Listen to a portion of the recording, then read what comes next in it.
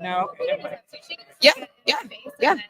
Y'all, hello, beautiful humans. We are live. This is the last day of reInvent, and I at least am like forcing some energy, but at the same time, it's very, very easy to do with these two. Like, how do I point at the two of you? Like, which direction do we go? If you didn't notice, I'm actually the one in the middle today because we got a beautiful bow and some sparkle and only one crab. So, I mean, That's I'm pretty happy this morning when I woke That up is so outside good. here. I love it. I mean, that's totally fair. So, who are the two of you? So I'm April Palmer. I work with Duckbill Group. I am also an adjunct faculty member teaching at VCU in Richmond, and a freaking amazing human. I love that. Oh, same here. I am a freaking amazing human. And the snorting has begun. I am a freaking amazing human, of course. And I will also work. Thank Yeah, you. she Thank is. you. Yes. Yes, she is. Yes, she is. So really quick before we get like too far, Okay. Colleen and I met July, and I'm learning how to do all this live stream stuff and being able to do video and all of that. And Colleen, I was like, can you do this with me? And it may not actually work. And back then it didn't work. I had horrible audio, but hey, I learned, and Colleen is back. But who are you other than a freaking amazing human? Okay, who am I? I am Colleen Call.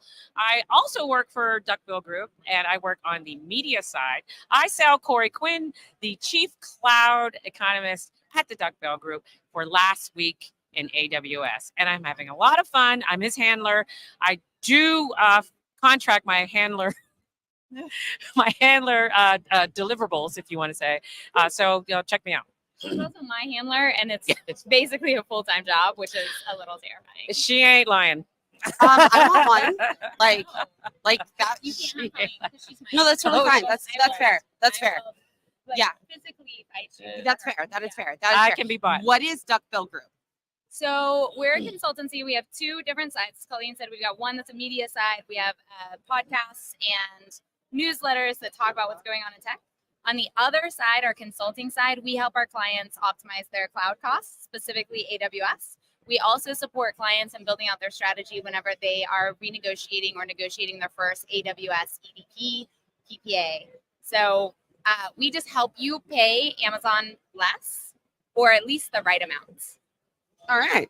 And so I think one of the biggest questions I have for the two of you is we have been, I have so many questions going in my mind at once. Them all at the same time. All of them at the same time. Okay. Go All for of it. them at the same time is A, like, what questions have you guys been asking everyone and why are you doing it?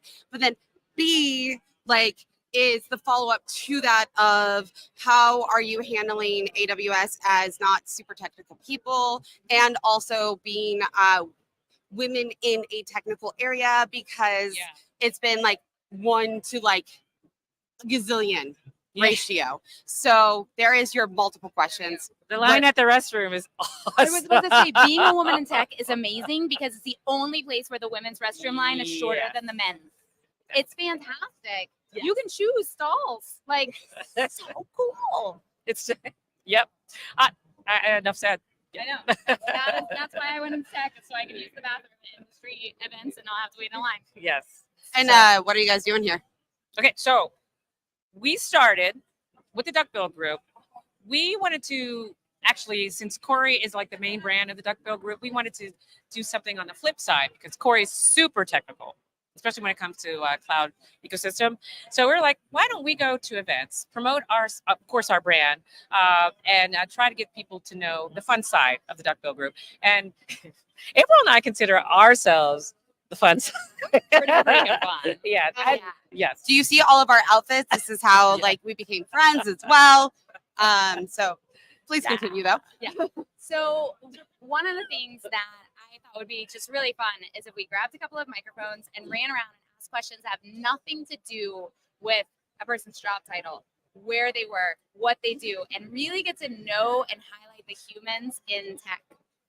Humans behind the job titles, because it doesn't even have to be tech. Like we go to sales conferences and automotive conferences, but we tend to forget when we're at these things that every single one of us is a beautiful, well, most of us are beautiful, unique, kind, caring humans, right? Who have our own personal goals. And so we ask questions that are like, you know, if I find you standing in front of the fridge in the middle of the night, what are you eating? And, you know, what is something that you want your kids to, like, what are stories that you want your kids to tell about you whenever they're grown? That type of thing. And then Colleen came up with, she's always coming up with the hook for each one of these. So she came up with the best question. And we've asked everyone we talked to about this same question. So Colleen, if you were or had the opportunity to reinvent yourself, what would that look like? I mean, come on, it's reinvent. It's freaking brilliant. Okay. I'm gonna answer it. Yeah. Yeah. Please, Jen. Yeah, I'm gonna answer it. Okay. If I could do one thing to reinvent myself, I would say keep doing what I'm doing because I am not who I used to be. And I got into DevRel a little less than a year ago and completely changed careers and learning tech, started teach Gen Tech, and now I'm here doing the live stream. Yes. The thing that I wish I had more time to do, which I think is a bit about reinventing someone's, is I really want to learn Spanish and become multilingual. I only know English right now. Yeah. And also be able to have more time and support to do my own personal podcast, shit you don't want to talk Yes. about. Because that's not something that it's, as you guys are talking about the human side, I'm like, that's the just speaks everything to me. Yeah. So in return, what would you two do to reinvent yourselves? Who's first? Who's first? I knew it. Because then I'm going to steal her answer. Okay. If I had to reinvent myself, I wouldn't have been so xenophobic in my early years. I'm over 50 right now.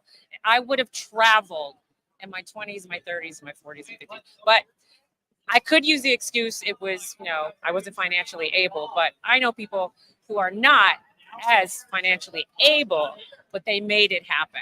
But I had just a little bit or too much xenophobia to be scared of what would happen when I get there. And since I've been doing it, I've found so many great opportunities, so many good friends all over the world. So I would reinvent myself as a travel, glam something. Oh, I like that. Really quick, what's xenophobia? Oh, xenophobia. I can get it in context, but I'm like, hold on just a second.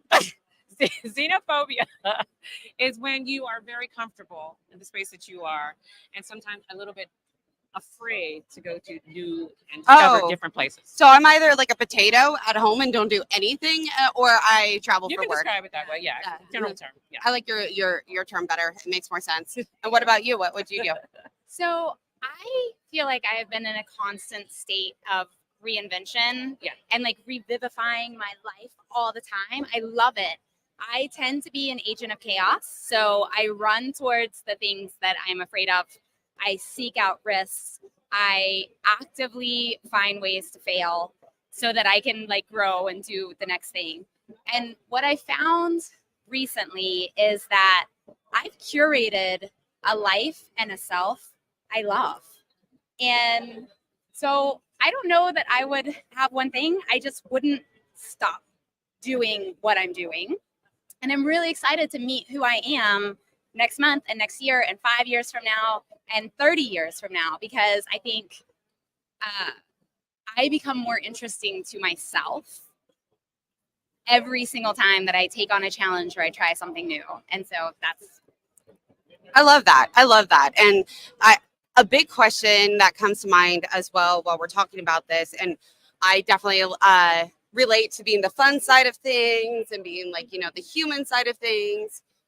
We are at a tech conference though. We are in a very technical field. We are around tech people all the time. How do you figure out, there were just in one day over 480 events that somebody could go to. There's so much to learn. What would you say to somebody that is yo, I'm going to go to reInvent for the first time next year, and how do I figure out what the hell I'm doing and where I'm going and what I want to learn and balance it all? So I have a belief. I teach this to my students and I try to live this in my own life. And that is, if you surround yourself with cool people, they know cool people and they know really interesting things. And most of the time they're willing to meet you somewhere in the middle to help you also learn those things. So I would be less worried about fitting in and understanding everything or seeing all of the things, like attending as many as possible. I would find the people who have the right vibe for me. And I would be like, hey, can I hang out with you and just pick up as much information as I possibly can by default, by listening, by asking questions? And for me, I feel like that's what I would recommend, because otherwise it feels too overwhelming. Like, I still don't know what a Kubernetes cluster is, but when I picture it, it's like one of those Girl Scout cookies with the caramel drizzled on top that you like dunk in coffee, right? Or a turtle. That's what, I don't know what the hell you did. Like, I know kind of in theory, right? But that's okay. I still hold my own on the side of tech that I need to be on, which is negotiation and sale. Like, negotiation is negotiation, right? So, and then I surround myself with people who can fill in the gaps of my knowledge. Yeah, pretty much. Is that just a ditto? It's just a ditto, and have patience and listen. And don't be afraid to say you don't know. Yes. I say I don't know all the time. Yes. And people admire that, and they're willing to educate you. Although most of the time for me here, it's like they say a whole bunch of words and I know what each one the individual words mean. But when you put them together in a sentence, I'm like, okay. Okay. Yeah. I'll take it. Yeah. That's good advice. Yeah. Don't be afraid to say you don't know. And go for a challenge, because I learned programming or coding Python on a dare. On a And I dare? know when people are like, well, can you? And it was Okay. it was harder than giving birth to my son. Sorry, JJ. But my brain hurt so bad. And I took 2 courses so I can sort of perfect it at the time. And I had help. Actually, people were in this community said, you know what, they weren't condescending, and they were like, okay, so how can I help you? Because it just turned out it's just a mindset. It was a different way of thinking other than being in marketing. So have patience and do something challenging. I agree completely with both of those. And thank you, because it's something that I feel like a lot of people, including myself, like I am still learning to code with my show, Teach Gen Tech. Yet I'm here with Ivan, who does data infrastructure. And I can a lot of times understand the data infrastructure of what we're talking about. But then somebody's like, well, how do you actually implement it? And I'm like, dude, I'm still learning. I'm working on it. And that's the beauty of it. To this person who does know. Exactly. We all have value in very different ways. And even I in a love that. super technical area. And there's so much networking that can be done. And FYI, one of the biggest things, if anybody needs a tip or a trick on how to go up and talk to somebody random, sincerely like something they're wearing or doing. Because so much of the time You're I walk darn up to, Skippy. Yes. like, there's somebody across from us, like I can't show you because they're across. They have really cool shoes. And I'm like, dude, I want to go tell them that they have cool shoes, but instead I'm telling all of you. And that is something that really, it can I be love that. exhausting. It Yeah. can be like you put yourself out there. And even if you're going to a conference by yourself, you may end up meeting colleagues, Yes. which is a lot of fun. And then we take lots of selfies and do tons of stuff. And now I have a new friend named April. Yay. So, all right, y'all. Anything else that we should talk about of recapping the final part of reInvent 2023? Oh my gosh. Any big technical things that really stood out to you? What I feel like is really interesting at reInvent for me is, or just tech conferences in general, if you go to one tech conference and it feels like overwhelming or not really like your group. We were just at KubeCon a couple of weeks ago. The energy there is completely different than the energy at reInvent. Yeah. It's a bunch of technical people, right? I jokingly called it QueerCon because if we were just surrounded by all these amazing people in the LGBTQIA plus community who were absolutely rocking their own unique way of addressing life, right? Yes. That was a place where I felt incredibly comfortable. Not only life, but what they do for a living in tech. Yeah. And it was easier because it helps because you sort of resonate with it the way they talk about it. It's not too stiff. Right. So yeah, the sense like of community is totally different here. Not that I'm complaining. It's just- very You different. have to adapt or different. It's adjust to not it. Yeah. bad, Yeah, right? Yeah.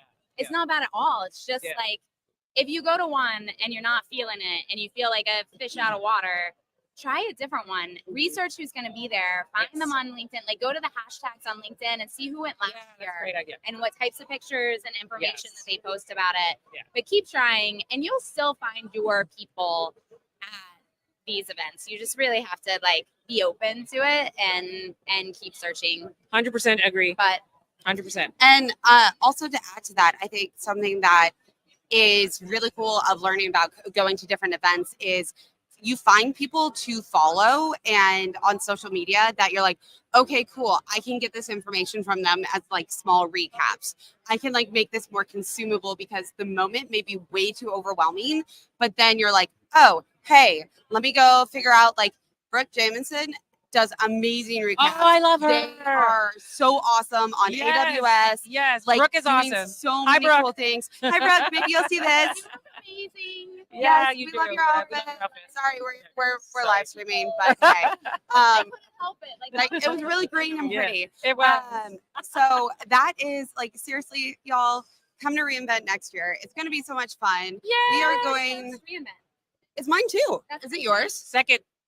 Oh, got the OG over here. Oh, Right. she's got it all. Well, which is probably why it went so well for me is because Colleen like knew all of the things to do and how to approach it. So It's my first time live streaming from a conference ever, and that was super fun. And now You all of did a that. fantastic job. Thank you. Especially compared to when we first met. Oh, yeah. And that was really Hey, you got to. that was just growth. video. Yes. That is growth. Yes.